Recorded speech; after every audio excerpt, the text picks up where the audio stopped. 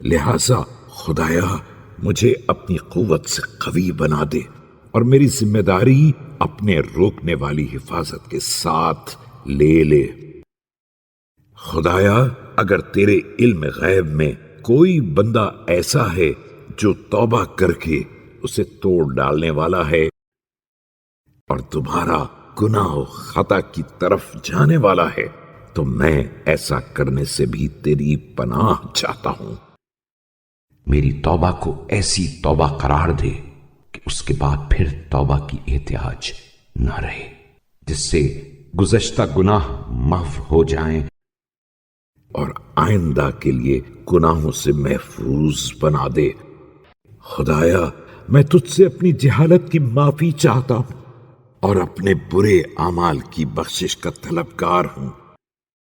لہذا اپنے کرم سے مجھے رحمت کی پناہ گاہ میں جگہ دے دے اور اپنے فضل و احسان سے اپنی عافیت کے پردے میں چھپا لے۔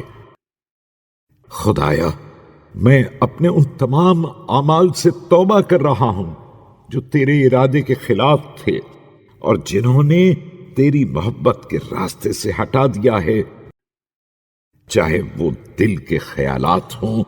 یا آنکھوں کے اشارے یا زبان کے کلمات۔ ایسی توبہ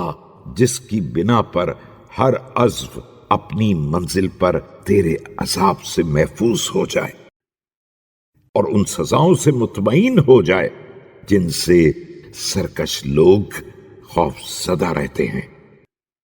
خدایا اپنی بارگاہ میں میری تنہائی اور اپنے خوف سے میرے دل کے لرزے